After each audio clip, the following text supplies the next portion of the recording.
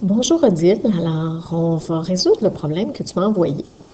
La première étape pour ce type de problème-là, c'est toujours d'équilibrer l'équation. Donc, on va la réécrire ici, l'équation. FE plus O2 nous donne du Fe2O3. Tu m'as pas écrit si tu avais de la facilité à équilibrer ou non, fait que je vais prendre pour acquis que ça va bien. Donc, il y a différentes méthodes, là, soit que tu peux faire exploser ou sinon tu y vas seulement avec le nombre d'atomes qu'il faut qu'ils soient la même chose. Donc, si on l'équilibre, je vais avoir besoin de 2 ici, donc ça va me faire 6 atomes d'oxygène à droite. Donc, pour en avoir 6 à gauche, il faut que je mette un 3 là. Puis j'ai 2 fois 2, 4 atomes de fer, donc je dois en avoir besoin de 4 ici. Donc là, mon équation est équilibrée. Normalement, une fois que j'ai ça, parce que ça, une équation équilibrée, c'est comme une recette de cuisine. Donc, ce que ça me dit, c'est que j'ai besoin de 4 moles de fer pour produire 2 moles de Fe2O3.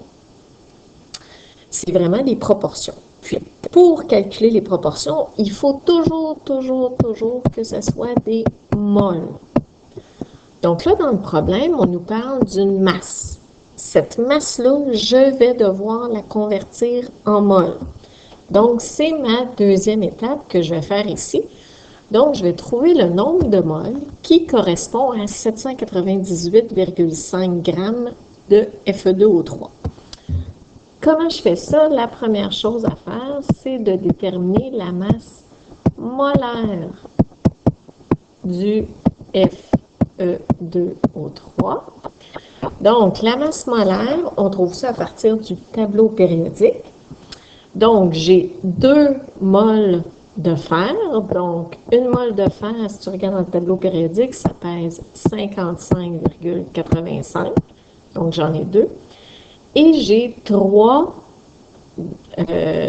atomes, en fait, 3 moles d'oxygène, donc plus 3 fois 16 grammes, ce qui me donne un total de 159,70 grammes. Ça, c'est pour une mole. Mole. OK? Donc, là, je dois trouver combien de moles est égal à mon 798,5 grammes de Fe2O3, sachant que quand j'ai une mole, ben, ma masse molaire est de 159,70 grammes. Donc, à partir de là, je suis capable de faire un produit croisé. Donc, je vais faire une mole fois 798,5 divisé par 159,70, ce qui va me donner 5 moles de Fe2O3. Donc là, je sais que j'ai produit 5 moles de Fe2O3. Donc, ici, je vais devoir appliquer la stéchiométrie. On a dit qu'on le faisait juste avec les moles. Donc, je vais réécrire mon équation. 4Fe plus 3O2, excuse-moi, me donne 2Fe2O3. Donc, ce qu'on écrit ici quand on fait la stéchiométrie, on écrit toujours ici nos données du problème. Donc, on cherche combien de fer. Ici, évidemment, ça va être des moles. Nous, on nous demande des grammes dans le problème, mais il faut d'abord passer par les moles. Donc, combien de moles correspond à nos 5 moles de Fe2O3?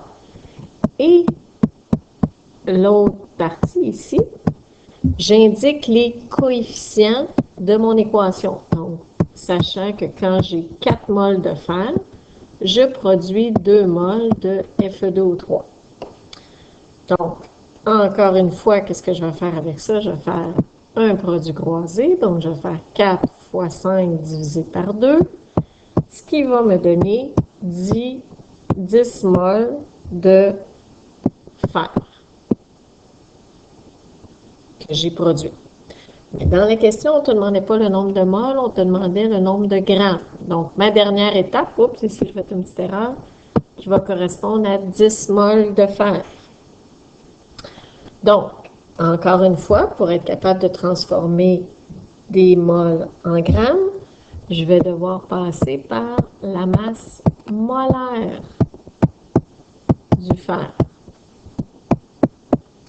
La masse molaire du fer, elle est donnée directement dans le tableau périodique. Je l'ai, c'est 55,85 grammes. Donc là, je dois savoir combien de grammes est égal à 10 moles, sachant que quand j'ai une mole de fer, j'ai 55,85 grammes. Donc, j'y vais avec mon produit croisé. C'est beaucoup de produits croisés. Donc, 55,85 fois 10 divisé par 1, ce qui va me donner 558,5 grammes de fer. Et voilà!